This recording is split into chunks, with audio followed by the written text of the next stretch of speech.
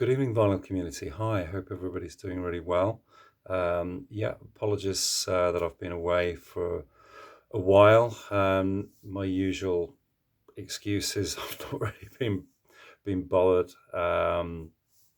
Yeah, not really feeling it for a while. But I have still been buying records and sort of accumulated quite a stack. So I figured it was high time that I got my arse in gear and showed these to you. So yeah, quite a mixed bag. Bought from various at various times and so on. Obviously, over the last month or so, one or two that I didn't show back in November for some reason they slipped through the net.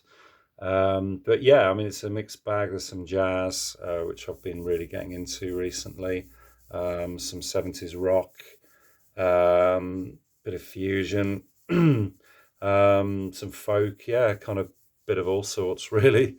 So yeah, well, let's get into it. So, okay, so the first one, this was another freebie courtesy of my good friend Ben at my local record shop, and he's obviously knows that I'm into my jazz these days, so I'm getting more and more into it.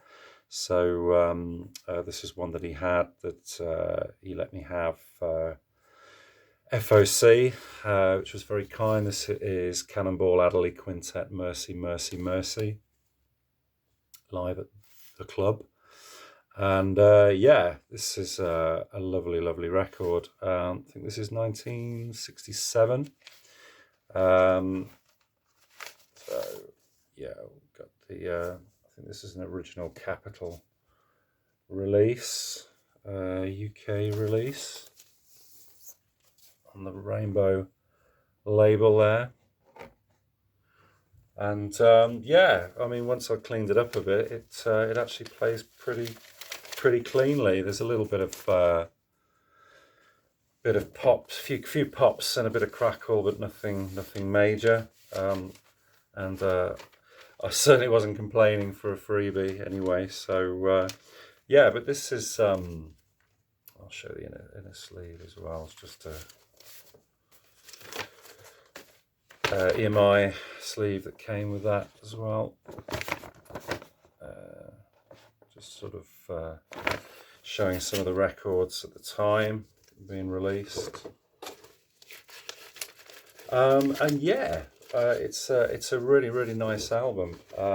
Very well recorded. Lovely feel. Very sort of bluesy, upbeat. Loads of energy, particularly on the track Mercy, Mercy, Mercy. I particularly like that one. So yeah, I believe this is sort of a bit of a classic of the genre. So very pleased to pick that one up. Okay, sticking with Cannonball Adderley. This was another which I got for a really nice price. I think I paid £10 for this one. This is Something Else. It's on a reissued Blue Note. So we got on this? Miles Davis, trumpet, Cannonball Adderley, alto sax, Hank Jones piano, Sam Jones bass, Art Blakey on the drums. Yeah, fantastic record. Particularly like the first side with those classic songs, Autumn Leaves and Love for Sale. I've always liked the Joe Stafford version of Autumn Leaves, and I've also got a version by Ella Fitzgerald singing Love for Sale. So lovely to hear those melodies, and yeah, really nice addition to my gradually growing jazz collection. Okay, so just leaving the jazz for a second. This is I was delighted to pick this one up. This is a lovely record. This is a UK original press of this is Country Joe and the Fish. This is, I believe, their last album, I think, before they disbanded. This is CJ Fish. This is a fabulous record. Yeah, I think this is sort of back to their sort of slightly psychedelic, a bit like their kind of early work. But there's the whole, particularly the first side, is just wonderful. Sing, Sing, Sing, She's a Bird. Mara, which is just wonderful atmosphere. Lovely, lovely song. Really, really enjoyed that one. Produced by Tom Wilson, of course, of Bob Dylan fame in production. And this cover, because I think there's actually two variants of this cover. I think there's another one where there's kind of, it's like clouds and it's over a kind of cityscape. But this is actually taken from a film that they were in, and they were playing a band of outlaws. Zachariah, I think it's called. It's not a film I'm familiar with. I would imagine it's a Western kind of movie. But I think that's a still from the film, because I think they did that at the kind of similar time that they recorded this. So yeah, lovely record. That's on the Vanguard label.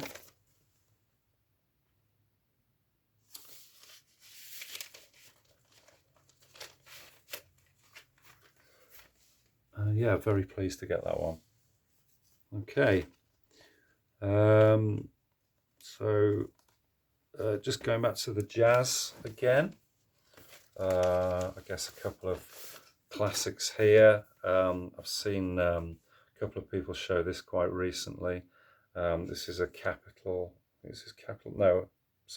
United Artists reissue. This is Money Jungle. Duke Ellington, Charles Mingus, or Charlie Mingus as he's called there, and Max Roach. Obviously, old Charles Mingus on the bass there, and Duke Ellington, I guess, at the piano. And yeah, I mean, the title track of this is probably my favourite piece. I just love the bass on this, and it's just the way that the drums kick in. Sort of the opening bars, and yeah, just real energy on that. Fabulous stuff. So yeah, pleased to pick that one. Okay, and yeah, still on the jazz. I got this one. This is Mingus Ahum. This is Charles Mingus. Really like this one. Yeah, really enjoying this. Fabulous record. This is a Columbia. I guess it's the reissue on that 6i label. Yeah, and just sounds fantastic. And yeah, really enjoying this. But in Your Soul, I really like. Open Letter to Duke. I guess that's a homage to Duke Ellington, I guess. But yeah, again, really enjoying these records, and just trying to absorb them, because some are more difficult to get into than others. Speaking of which, I picked up this one, and I knew the reputation of this album. Even though I'd kind of not really heard it. Yeah, this is very left field. This is Out to Lunch, Eric Dolphy, who I believe is a multi-instrumentalist, kind of plays a bit of anything and everything. But yeah, this is quite avant-garde, to say the least. Yeah, I if I was to say that I enjoy this album, I think I'd be lying. But it's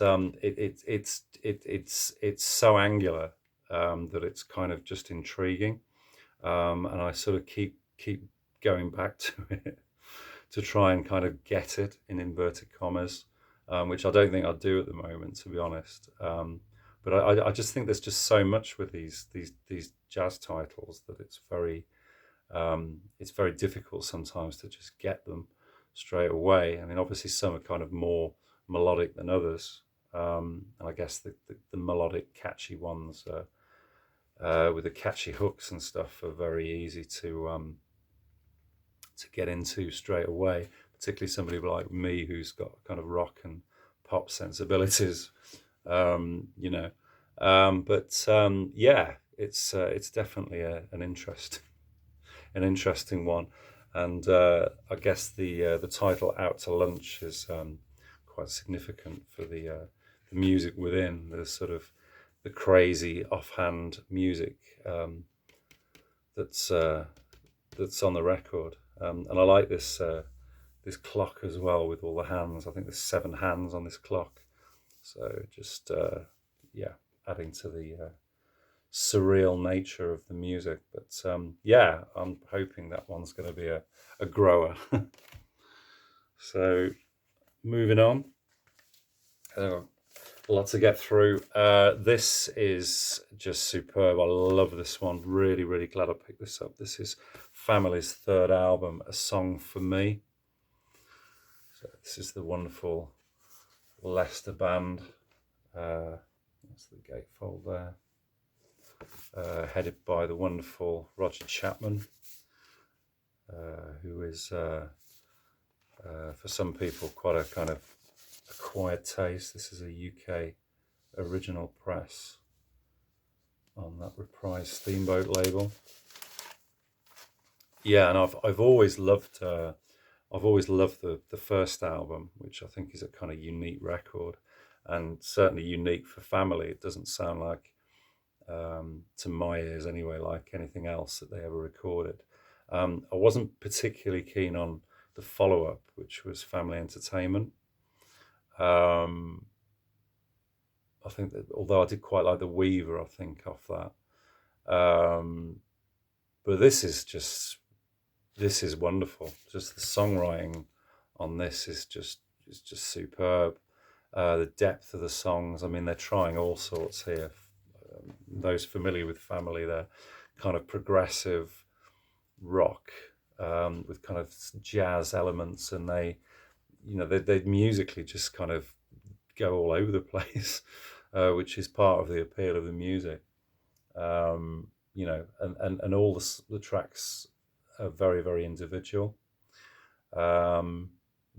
Lovely record. Really pleased to get that.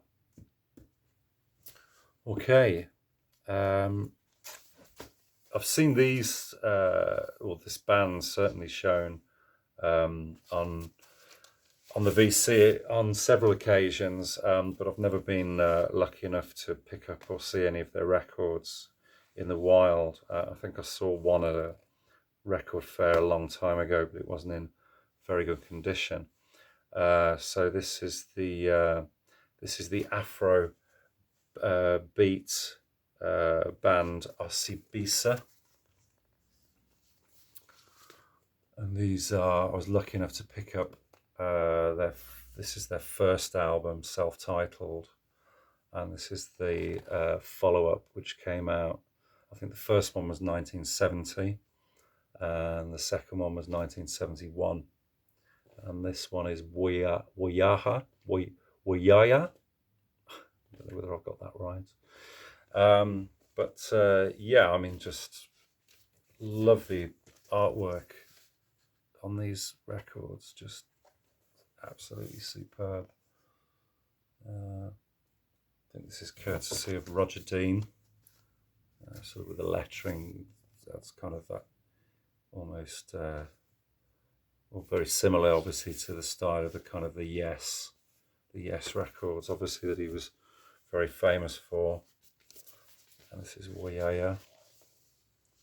Just lovely gatefold there. And these are just in superb condition, sorry.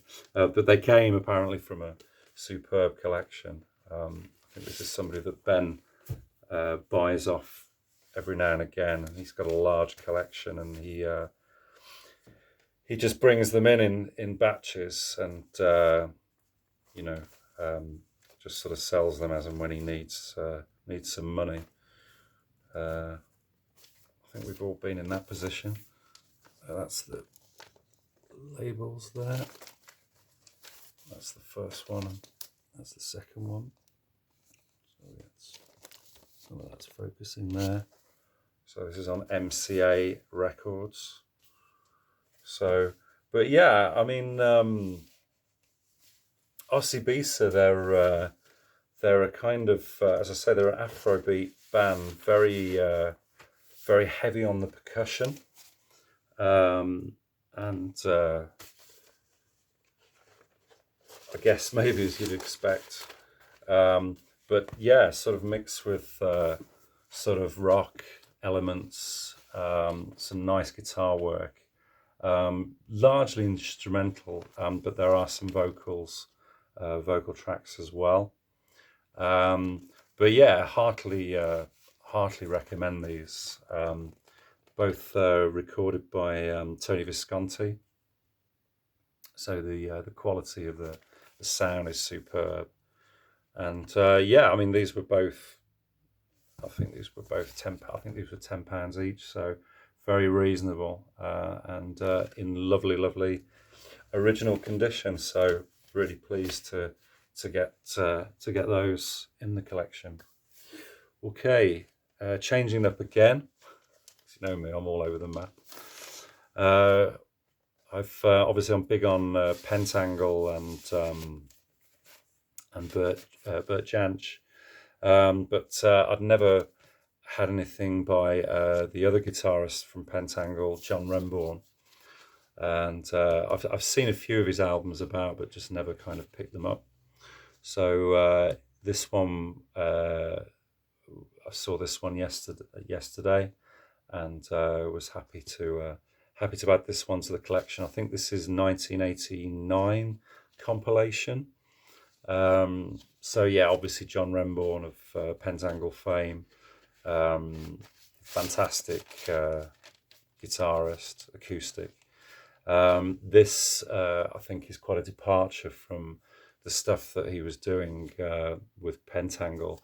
This is quite sort of it's a compilation of I think largely 2 or 3 albums. I think The Lady and the Unicorn, and certainly the side 2 I think was the Hermit, which is very much exploring kind of traditional sort of medieval music, or adaptations of kind of those kind of traditional kind of songs, which I think he had a real penchant for, and yeah, just plays it wonderfully, and only the way that John Renbourn can. So really pleased to finally add some of his music to my collection. So this one is on, I think this is licensed from Transatlantic Records to Demon Records, I think. And that's the label.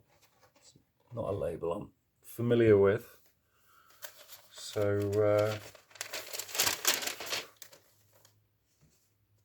but yeah, that was nice to get that.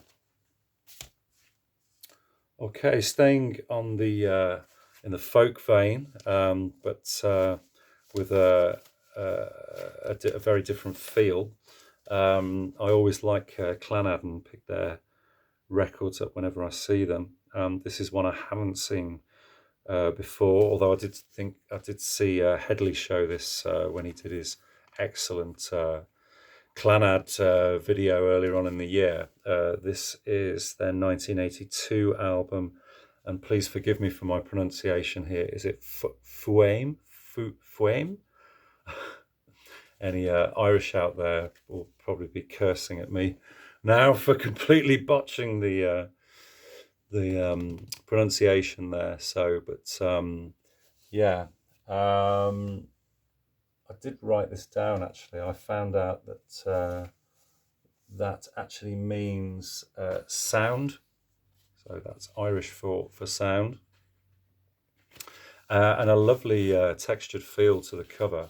I was very pleased to get this. I think this has actually been re-released with a different cover later, and I think it was on Atlantic Records. This one, bit of dust on there. I've not had a chance to clean it. So this one is on Tara Records, which I believe is the original press. So yeah, and this was, I think this was £6, so very, very reasonable. Happy to get this. This has a nice catalogue in there as well of other, I would imagine, Irish artists, some of which I'm familiar with, others I'm not. We've got Christy Moore, Planksty, the Brendan Voyage. Yeah, so nice to maybe investigate some of those as well. Yeah, it also comes with a lyric sheet as well, so that's always nice to have.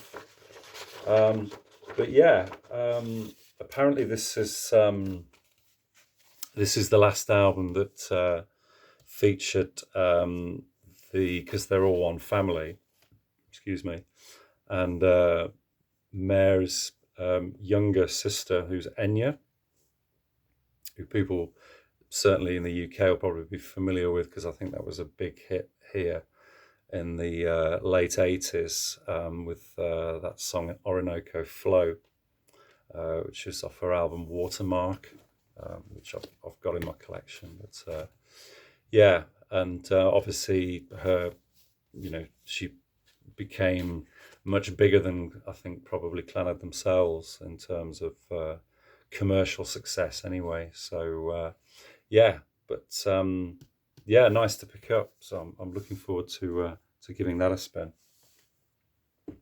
Okay, moving on quickly because we're up to 20 minutes already. So this was a charity shop find that I got from Stratford yesterday. You go into Oxfam, and quite often, certainly here in the UK, most charity shops very rarely yield anything other than kind of James Last or Burt Camford, etc., usual suspects. And they only had, I think, 2 or 3 albums on display. So I asked the girl if she had any more in the back, and she went behind a curtain. There was a box of about 20, 30 records in there. And I thumbed through, and yeah, I found this. And this is a compilation album which was compiled by David Byrne from Talking Heads, and this is called Brazil Classics Baliza Tropical. Okay, and this was a 1989 compilation, which is Classics 1, so I assume there was others in this series. But yeah, this is reading the notes briefly on the back of this. This is a compilation of Tropicalia artists from the 60s and 70s that obviously were big influences for David Byrne. And he obviously a genre of music that he particularly loved, as do I. But you rarely find there any sort of albums or records from those eras. It's really hard to come by, and when you do find them, the original albums are hellishly expensive. But yeah, I mean, I just took one look at the the roll call of musicians and artists on this. I mean, you've got all the greats from that era of music, like Yorgi Ben, Gal Costa, Gilberto Gil, Katana Veloso. Yeah, just absolutely superb. So it was an absolute no-brainer for me to pick these up. And yeah, that's the inner there. So that's on this Belize Tropical. So it's EMI. That's the EMI label. And yeah, it's in lovely condition, just needs a bit of a clean. I think I paid £3.50 for this, so not too bad, not too bad. Happy to pick that up. Okay, so let's move on swiftly. Back to some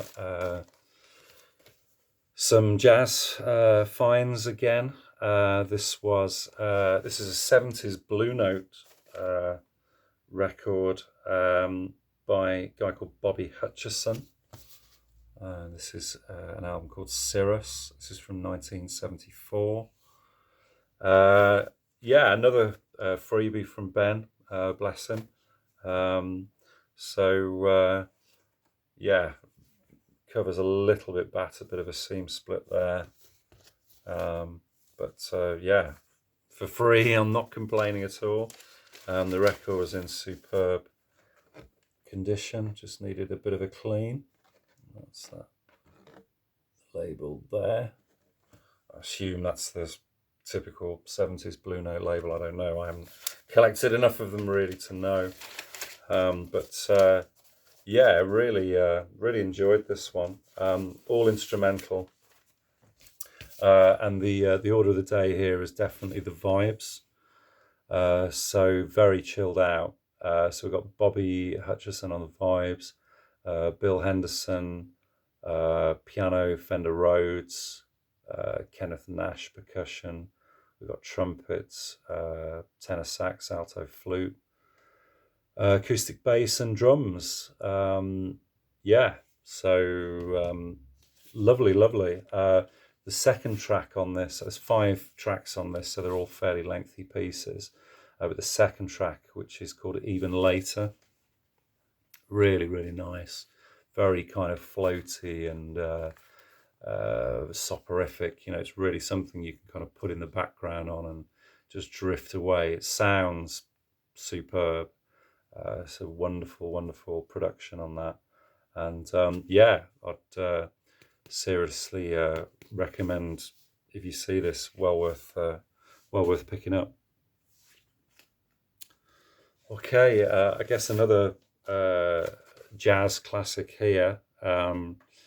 Really enjoying this one. This is probably the one that I've played the most.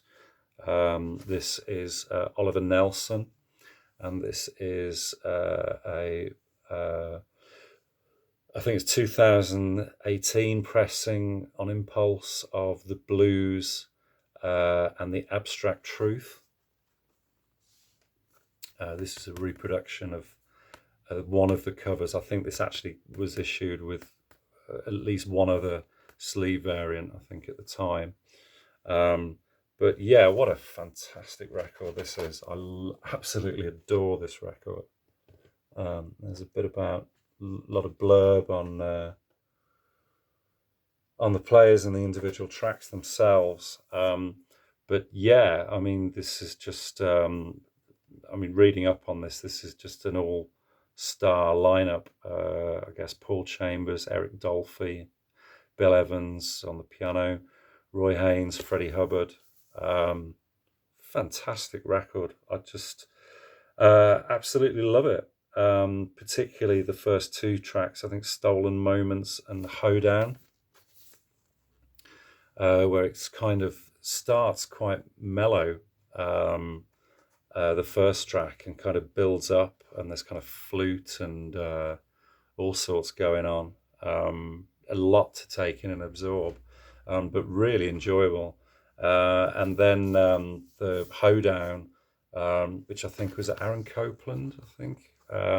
Wonderful upbeat version of that, just the kind of energy just kicks up and really grabs you by the throat, unexpected, which is lovely, you know, and that's what you want with music, to be taken by surprise. And when it's done in such a pleasant way as this did, yeah, I could just listen to this all day. Fabulous record. Okay. So leaving the jazz aside, Going into some classic 70s power pop here. This is an album that I've had on my want list for a while. I've seen a few copies of this in the wild before, but not in such good condition. And Ben sent me a picture of this earlier in the week, and I just said, yeah, I'm having that. This is Bebop Deluxe's second studio album, Futurama, from 1975. Bill Nelson, of course, on guitar. Fantastic guitar player. Really inventive. Just the sound on this record, superb as well. Produced by Roy Thomas Baker from Queen fame, who recorded all their early output. And yeah, just a superb record. You've got the wonderful hit that wasn't a hit, Made in Heaven, which is just 2.5 minutes of just sheer pop bliss. Just superbly executed pop song. And yeah, he's obviously been quite experimental on this as well, showing his kind of love of jazz and so on. You got Music in Dreamland, and particularly the track Jean Cocteau, which has got a kind of very jazzy kind of feel to it. So really stretching out, certainly after the first album, Axe Victim. Yeah, and really, really good.